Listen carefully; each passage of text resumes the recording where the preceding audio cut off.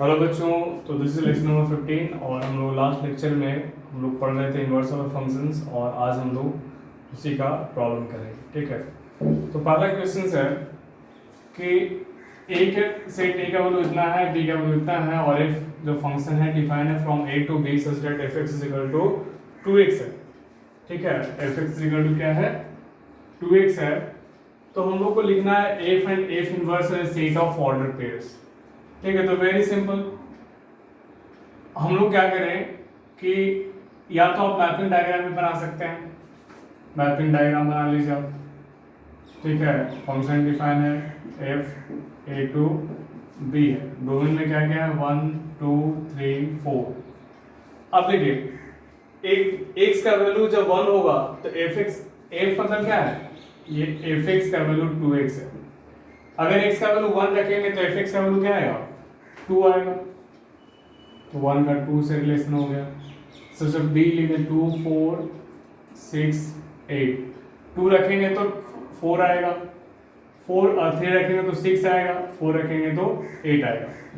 तो इसको अगर ऑर्डर पेयर के रूप में लिखें तो इस प्रकार आ जाएगा f इज इक्वल टू क्या आ जाएगा, तो 1 का 2 से, 2 का 4 से, 3 का 6 से और 4 का 8 से। और इसका इन्वर्स क्या होगा, तो इन्वर्स रिवर्स हो जाएगा सारा ऑर्डर पे 4 2। चूंकि ये 1 1 एंड ऑन टू दोनों है तो ज़्यादा हमको सोचने की जरूरत नहीं है, सीधा हम इन्वर्स लिख देंगे 2 1 4 2 6 3 8 4, बस यही इसका इन्वर्स हो जाएगा। ठीक है, तो very simple question it is. अगला क्वेश्चन है कि let x is equal to 1 2 3 and हम लोग को डिटरमाइन करना है कि a from s to a जो है इसका इन्वर्स एग्जिस्ट करेगा कि नहीं करेगा। अगर करेगा तो इसका हम लोग को इन्वर्स निकालना है।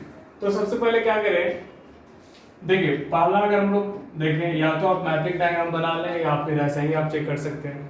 ऐसे अगर पता नहीं चल पा रहा हो तो आप मैपिंग डायग्राम बना लीजिएगा। मैपिंग डायग्राम बनाने से क्या होगा कि चीज़ें आपको स्पष्ट दिखेगा कि फंक्शन 1 1 एंड ऑन टू है कि नहीं। एग्जिस्ट करने के लिए, इन्वर्स एग्जिस्ट करने के लिए फंक्शन को 1 1 भी होना जरूरी है एंड ऑन टू भी होना जरूरी है। यहाँ पर देखिए अगर हम लोग रिप्रेजेंट करते हैं, पहला का मैपिंग डायग्राम बनाते हैं तो कुछ इस प्रकार होगा 1 2 3 1 2 3, 1 का 1 से रिलेशन, 2 का 2 से, 3 का 3 से। तो ऑब्वियस सी बात है ये 1 1 ऑन टू दोनों है, F is 1 1 and onto दोनों है कि नहीं। तो इसका मतलब इट्स इनवर्स, मतलब एफ इनवर्स एग्जिस्ट। और एफ इनवर्स का वैल्यू क्या हो जाएगा, तो एफ इनवर्स का वैल्यू फिर से वही आ जाएगा और क्या, 1 का 1 से, 2 का 2 से और 3 का 3 से। ठीक है, उसी प्रकार सेकंड का भी आप कर सकते हैं। सेकंड का भी अगर मैपिंग डायग्राम बनाते हैं तो 1 2 3 और इधर हो जाएगा 1 2 3। ठीक है, और ये जो फंक्शन कुछ इस प्रकार है कि 1 का 2 से रिलेशन है, 2 का 1 से है और 3 का भी 1 से है।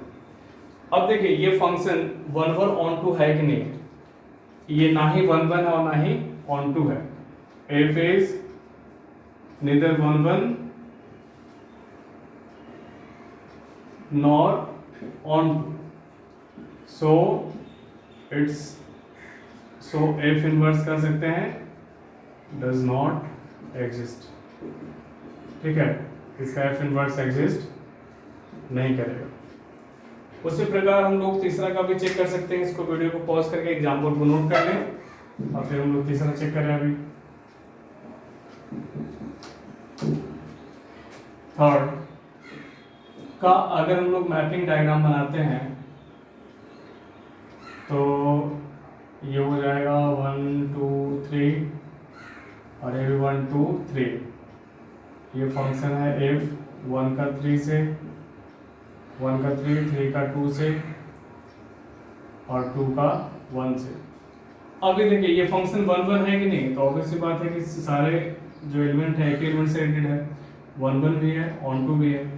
F is 1 1 and on to, so F inverse exist, और अगर एग्जिस्ट करेगा तो यहाँ पे एफ इनवर्स का वैल्यू क्या आ जाएगा, ये 1 किससे रिलेटेड है, 2 से, तो 1 2 हो जाएगा, 2 किससे है, तो 3 से है, तो 2 3 और 3 1, ये इसका इनवर्स होगा। तो उम्मीद करते हैं कि ये आपका क्वेश्चन क्लियर हो गया होगा। अगला क्वेश्चन है कि consider a from 1 to 3 to ABC such that ये दिया होगा, तो हम लोग को एफ इनवर्स निकालना। तो सबसे पहले देखिए एफ को हम लोग ऑर्डर पेयर के रूप में लिख लेते हैं, तो ऑर्डर पेयर के रूप में लिखेंगे तो क्या होगा, 1A 2B 3C। Obviously F जो है 1 1 on 2 है तो इनवर्स पॉसिबल होगा, तो इसका इनवर्स क्या हो जाएगा, इसका इनवर्स हो जाएगा A1 B2 C3, ठीक है। अब इसका ये एफ इनवर्स हो गया, अब हमें प्रूफ करना है कि एफ इनवर्स का भी इनवर्स होगा वो खुद फंक्शन एफ हो जाएगा।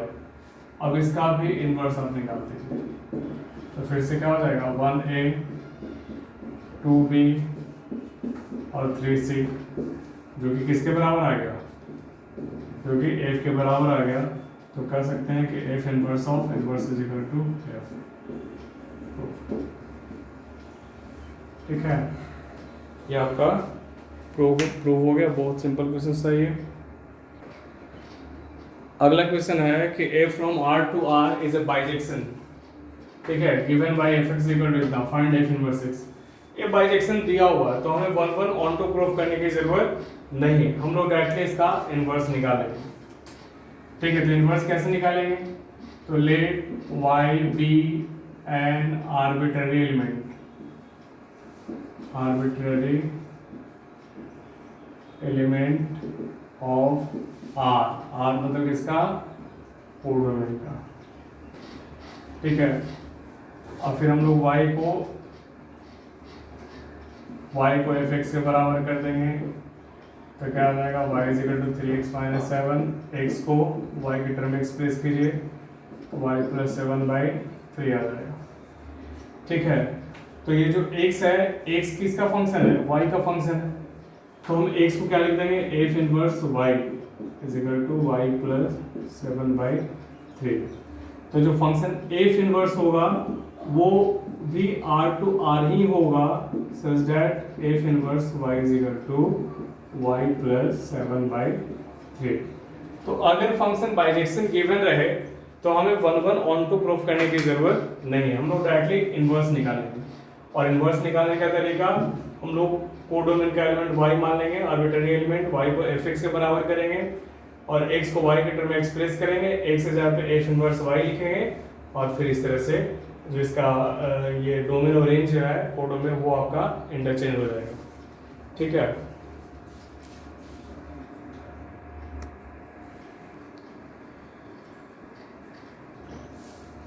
अगला क्वेश्चन है कि so that a from r minus 0 to r minus 0 such that fx is equal to 3/x, ये आपका इन्वर्टिबल फंक्शन है और हम लोग को इसका इन्वर्स निकालना है। तो हम लोग क्या करेंगे, इन्वर्टिबल के लिए हम लोग इन्वर्टिबल के लिए 1 1 प्रूफ करेंगे, उसके बाद ऑन टू प्रूफ करेंगे। तो 4 1 1 1 1 के लिए मान लेंगे कि let x1, x2 belongs to r minus 0, मतलब डोमेन से, ठीक है। तो fx1 is equal to fx2 कर लेंगे और प्रूफ कर देंगे x1 is equal to x2, तो 3/x1 is equal to 3/x2, यहाँ से क्या आ गया, x1 is equal to x2। तो कर सकते हैं कि f क्या हो गया, यहाँ से f इज 1 1। अब हम लोग इसको ऑन टू प्रूफ करेंगे, और ऑन टू के लिए क्या करते हैं, हम लोग मान लेते हैं कि let y be an arbitrary element,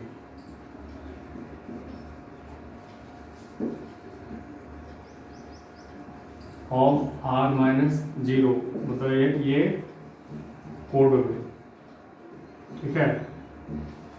और हम लोग फिर y को fx के बराबर करते हैं, तो y को fx के बराबर करेंगे तो हो जाएगा 3/x, फिर x को y के टर्म में एक्सप्रेस कर देंगे तो 3/y आ जाएगा। तो यहाँ से हम क्लियरली कर सकते हैं कि clearly for every y belongs to r minus 0 मतलब codomain there exist x is equal to 3 by y belongs to domain such that fx is equal to f of 3 by y is equal to 3 into divided by 3 by y is equal to y. So f is onto function. ठीक है, हर एक y के लिए x exist कर रहा है, हर एक y के लिए x एग्जिस्ट कर रहा है। ठीक है, तो ये फंक्शन क्या हो गया, ऑन टू हो गया। अब जब ये फंक्शन ऑन टू हो गया तो इसका इन्वर्स कैसे निकालते हैं? तो इन्वर्स निकालने का तरीका आपको पता है कि जो हम लोग x को y की टर्म में एक्सप्रेस किए, इसी x को हम f इनवर्स y लिख देंगे। ठीक है, ये y/3 यही आपका इन्वर्स हो जाएगा। तो जो f इनवर्स होगा वो कहाँ से कहाँ तक होगा, तो ऑब्वियस सी बात है, सेम तो लिखा है तो उसमें ज़्यादा सोचने की जरूरत नहीं है। r-0 such that f inverse y is equal to y/3, ये इसका इनवर्स होगा। ठीक है, तो उम्मीद करते हैं कि आपको ये समझ में आ गया होगा। अब हम लोग अगले क्वेश्चन की ओर प्रोसीड करते हैं। अगला क्वेश्चन है कि शो करना है कि a from x to y अगर इन्वर्टेबल फंक्शन है तो उसका इन्वर्स क्या होगा, उसका इन्वर्स यूनिक होगा। So that if a from x to y be invertible function then f has unique inverse. ठीक है, तो इसको हम लोग प्रूफ कैसे करेंगे, तो इसको हम लोग मेथड ऑफ कंट्राडिक्शन से प्रूफ करेंगे।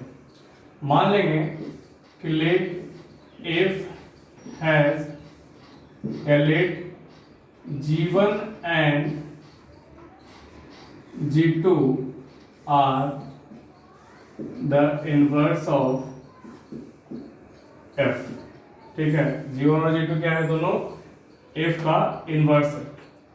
तो हम लोग यहां से कह सकते हैं कि फॉग y का वैल्यू क्या होगा, तो y होगा, या फॉग y का वैल्यू, फॉग अगर y का वैल्यू लिखें तो फॉग y का वैल्यू क्या होगा, y होगा, फॉग y का वैल्यू y। लेकिन फॉग ने यहाँ पे क्या लिखेंगे, g की जगह पे g1 लिखें, fog 1 y is equal to y and fog 2y भी क्या होगा, y होगा, according to the definition of inverse function, invertible function. तो हम कह सकते हैं कि f g1y is equal to y और f g2y is equal to y। ठीक है, अब चूंकि f इन्वर्टेबल फंक्शन है, f इन्वर्टेबल फंक्शन है तो f क्या होगा, f 1 एंड ऑन टू होगा। ठीक है, यहाँ पे देखिए दोनों y ही है तो हम इसको ऐसे भी लिख सकते हैं f of g1y is equal to f of g2y, लिख सकते हैं ऐसा। अब चूंकि f 1 फंक्शन है तो अगर fx1 is equal to fx2 होता है तो यहाँ पे x1 इज इक्वल टू क्या होता है, x2 होता है। x1 की जगह पे g1y है, x2 की जगह पे g2y है, तो f11 है इसलिए हम इसको लिख सकते हैं g1y is equal to g2y। क्यों लिखेंगे, सिंस f इज 1 बाइजेक्टिव है तो 1 और 2 दोनों होगा। यहाँ से कर सकते हैं कि g1 क्या होगा, g2 के बराबर होगा, मतलब हम लोग g1 और g2 को जो दो माने थे वो दो नहीं, सिर्फ एक ही होगा। Hence, if f is invertible,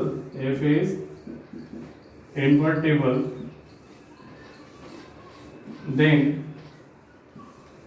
it has unique inverse। ठीक है, अगर इन्वर्टिबल होगा तो इसका इन्वर्स क्या होगा, यूनिक होगा। हम लोग माने थे दो, अब प्रूफ क्या करते हैं कि दोनों बराबर होगा, मतलब एक ही होगा। ठीक है, तो अगर कोई इन्वर्टिबल फंक्शन है तो उसका इन्वर्स यूनिक होगा। अगला क्वेश्चन है कि if from x to y be an invertible function, तो शो करना है कि इनवर्स ऑफ एफ इनवर्स जो होगा वो एफ के बराबर होगा। ठीक है, तो यहाँ पे एफ जो है वो एक्स टू वाई फंक्शन है। ठीक है, और ये इन्वर्टिबल, तो इन्वर्टिबल है इसका मतलब देयर एग्जिस्ट जी है कि नहीं from y to x such that हम लोग फॉर वाई को क्या लिख सकते हैं, वाई लिख सकते हैं, और ऑफ एक्स को एक्स लिख सकते हैं।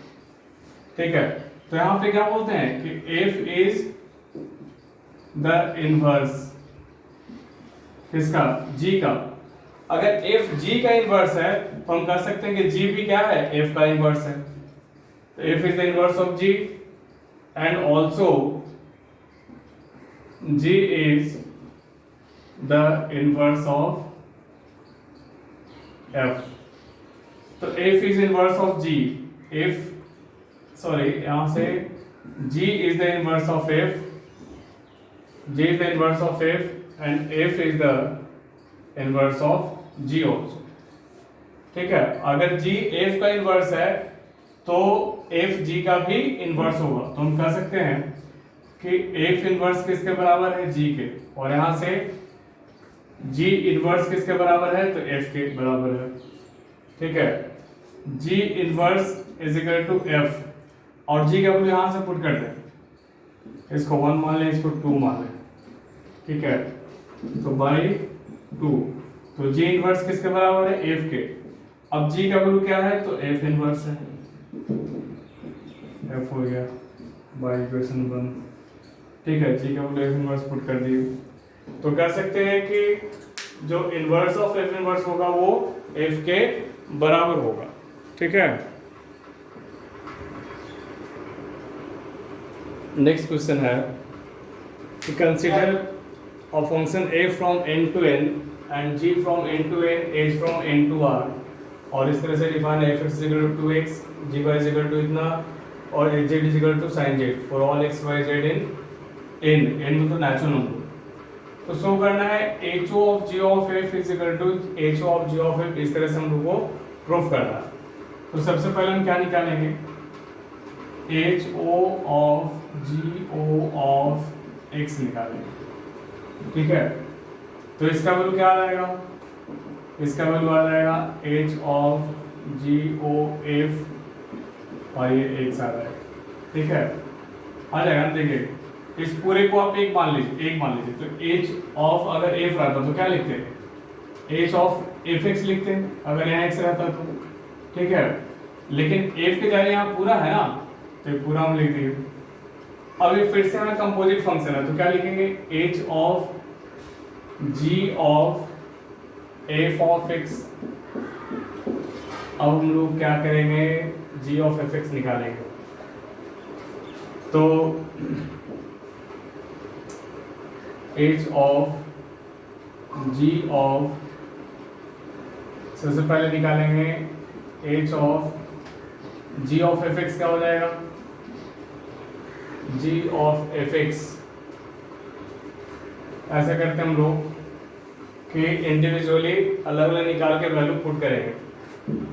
तो g of fx अगर निकालना चाहें तो gy में y की जगह fx पुट करेंगे, तो 3fx प्लस 4 हो जाएगा, मतलब 3 और fx का वैल्यू कितना, 2x प्लस 4, ये हो जाएगा 3 2 6, x प्लस 4 होगा।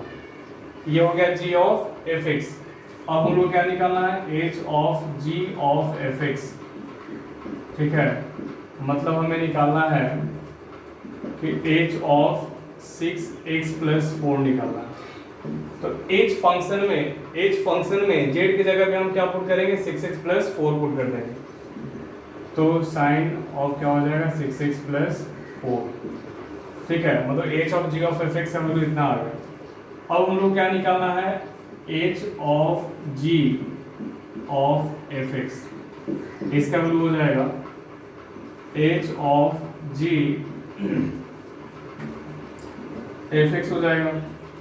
और फिर से याद आएगा h of g F x. ठीक है, देखिए दोनों तो सेम ही आ गया ना, यहाँ भी h of g of F x है, यहाँ भी h of g of F x है, तो इसका वैल्यू भी क्या आ जाएगा, उतना ही आ जाएगा साइन ऑफ 6x प्लस 4। तो कर सकते हैं friends h of g of f जो होगा वो h of g of f के बराबर होगा। ठीक है, तो उम्मीद करते हैं कि आप समझ गए होंगे। हम लोग अगले क्वेश्चन पे प्रोसीड करते हैं। अगला क्वेश्चन है कि consider r plus to minus 5 to infinity given by f x equal to इतना। तो शो करना है कि एफ इन्वर्टिबल होगा विथ एफ इनवर्स y जिसका इन्वर्स इतना होगा। तो यहाँ पे r प्लस का मतलब क्या होता है, r प्लस का मतलब होता है means non negative real number. ठीक है, नॉन निगेटिव रियल नंबर। सबसे पहले इसको हम लोग क्लियर कर लिए। अब इसको चूंकि हम लोग को इन्वर्स निकालना है तो सबसे पहले हाँ इन्वर्टिबल प्रूफ करना है। इन्वर्टिबल मतलब हमें प्रूफ करना है कि ये फंक्शन 1 1 एंड ऑन टू है या नहीं। तो हम लोग सबसे पहले 1 1 प्रूफ करेंगे। 4 1 1 तो 1 1 के लिए क्या करेंगे कि let x1 x2 belongs to r plus मतलब डोमेन। ठीक है, और fx1 is equal to fx2 करेंगे और प्रूफ करेंगे x1 is equal to x2 होगा। तो fx1 मतलब क्या हुआ 9 of x1 square 6x1 minus 5 और x2 मतलब 9 ऑफ x2 का square 6x2 minus 5 minus 5 cancel और थोड़ा सा इसको हम लोग कॉमन कर लें x1 का स्क्वायर माइनस x2 का square plus 6x1 minus x2 is equal to 0 हो जाएगा। अब यहाँ से x1 माइनस x2 कॉमन कर लेंगे तो हो जाएगा यहाँ पे 9 इंटू x1 प्लस x2 और यहाँ पे प्लस 6 आ जाएगा इक्वल टू 0। अब देखिए x1 x2 क्या है, बिलोंग्स टू r प्लस है मतलब पॉजिटिव। x1 ही पॉजिटिव है, x2 ही पॉजिटिव है, तो ये पूरा वैल्यू क्या होगा पॉजिटिव होगा। पॉजिटिव मतलब 0 से बड़ा होगा। अब दो टर्म का प्रोडक्ट 0 है तो चाहे ये 0 होगा या ये 0 होगा या दोनों 0 होगा। तो ये तो 0 हो नहीं सकता क्योंकि ये पूरा क्या है, दिस कैनॉट बी 0। क्यों, क्योंकि ये पूरा पॉजिटिव रियल नंबर है तो ये आपका 0 हो सकता है। ये 0 होगा तो x1 क्या हो जाएगा x2। ठीक है, तो x1 x2 मतलब f क्या हो गया, f इज 1 1 फंक्शन। ठीक है, f आपका 1 1 फंक्शन हो गया। ठीक है, 1 1 प्रूफ कर दिए। अब f को हम लोग को ऑन टू भी प्रूफ करना होगा। तो ऑन टू के लिए हम लोग क्या करेंगे, यहीं पे कर देते हैं 4 ऑन टू। इसको इरेज कर देते हैं पहले, इसको नोट कर लीजिए। ठीक है, इरेज कर लेते हैं इसको। 1 1 प्रूफ कर चुके हैं। अब हम लोग ऑन टू प्रूफ करेंगे। ऑन टू के लिए क्या करेंगे, let y be an arbitrary element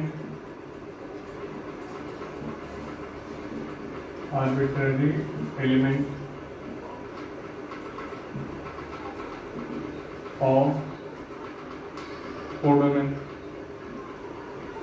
ठीक है, और फिर हम लोग क्या करते हैं, y को f(x) के बराबर करते हैं और x को फिर y की टर्म में एक्सप्रेस करते हैं 6x माइनस 5। इसको लिख सकते हैं 9x square plus 6x minus 5 और एक सेकेंड स्क्वायर से भी लिख सकते हैं y is equal to 3x का square plus 2 into 3x into 1 plus 1 का स्क्वायर माइनस 5 माइनस 1। ऐसा हम लोग लिख सकते हैं। ठीक है, तो ये हो जाएगा y is equal to 3x plus 1 का होल स्क्वायर माइनस 6 हो जाएगा।